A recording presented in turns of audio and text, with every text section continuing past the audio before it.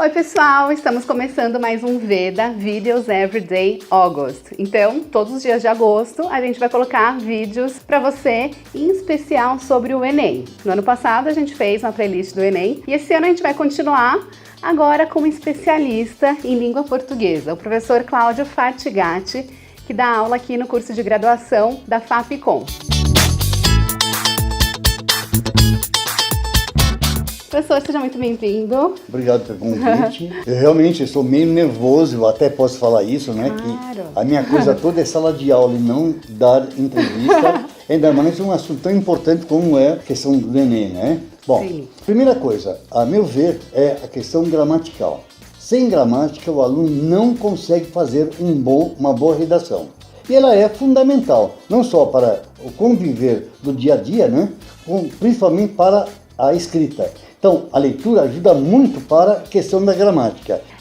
Porque tem muita gente que não gosta de ler, que fala que não gosta de português, mas eu acredito que português, ou gramática principalmente, é a principal matéria, porque assim, mesmo se você for engenheiro, você vai precisar escrever um e-mail. Eu já trabalhei em diversas empresas, como vocês já viram aqui nos vídeos, e eu já recebi e-mails de coordenadores, gerentes, com cada erro gramatical. Que assim, tudo bem, né, a gente receber enquanto tá dentro da empresa, mas imagina você enviar para algum cliente. É muito importante a gente saber a língua portuguesa, e especialmente a gramática, né? A meu ver, é fundamental o elemento gramatical, depois o fundamento na redação. Sim, e especialmente para a redação do Enem, que geralmente não, sempre é a dissertação, né? Nunca vai ser alguma outra coisa, né? Sempre Não há nem dissertação. narração nem descrição. De regra é dissertação. Então, o que é dissertação? Para um texto predominantemente dissertativo, o aluno tem que saber primeiro o que é uma dissertação. Como é que eu comprovo a dissertação? Através de elementos argumentativos que vão me gerar uma tese. Essa tese será o argumento usado anteriormente pelo próprio aluno. Então ele vai desenvolver elementos que vão gerar um fundamento que é o final da dissertação, ou seja, a conclusão. Qualquer bom texto deve ter a introdução, o desenvolvimento e a conclusão. Nesse caso, essa dissertação estará ligada a um tema-título.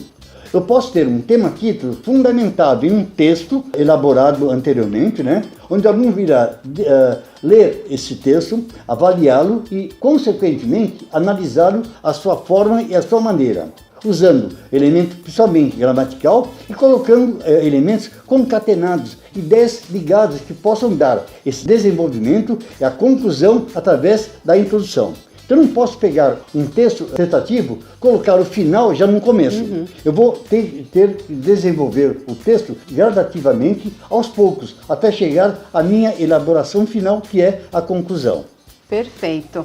Vamos então começar aqui analisando uma introdução que o Vitor Hugo mandou pra gente sobre um tema discurso de ódio.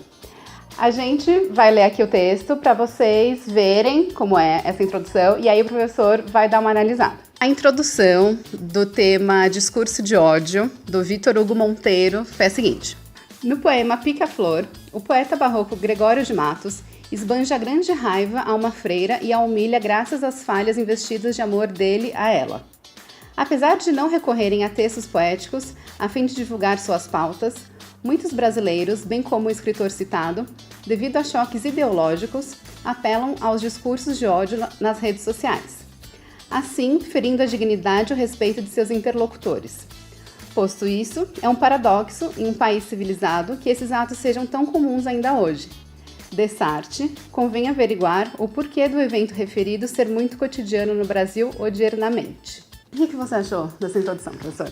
Eu li a introdução e pautou-me o seguinte: dá-me a impressão que nas 4 primeiras linhas já está colocando a introdução. Quando ele fala sobre Gregório de Matos e a freira, impinge todo esse segmento ligado a esse ódio que ele aparenta ter sobre ela. Não é bem um ódio, é um amor frustrado no caso, já que ele se apaixonou por ela, ela não lhe deu confiança. E o Vitor, ao fazer a sua análise, a meu ver, ele engasga um pouquinho quando ele coloca o final do primeiro parágrafo, já colocando uma conclusão, a sua opinião.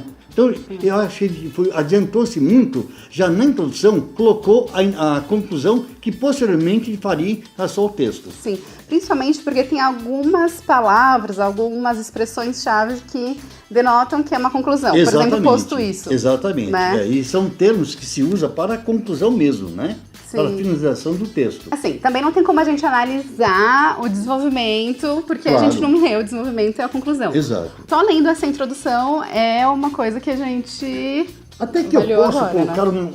uma certa conclusão na própria introdução. Só que eu tenho que tomar cuidado, o aluno, no caso, para não falhar demais nessa conclusão, já fechando o texto, não dando para quem for ler e analisá-lo, avaliá-lo de uma forma já conclusiva mesmo. Então, se eu colocar já a conclusão na própria introdução, não há porquê de eu criar um desenvolvimento e uma conclusão. Vitor, se você quiser colocar o restante da redação aqui embaixo pra gente dar uma analisada, Exato. Ótimo. Mas o que você mandou pra gente foi essa introdução, essa avaliação que a gente A faz. avaliação foi muito pouco para Sim. podermos avaliar o que ele vai discorrer mais para frente, né? Exatamente.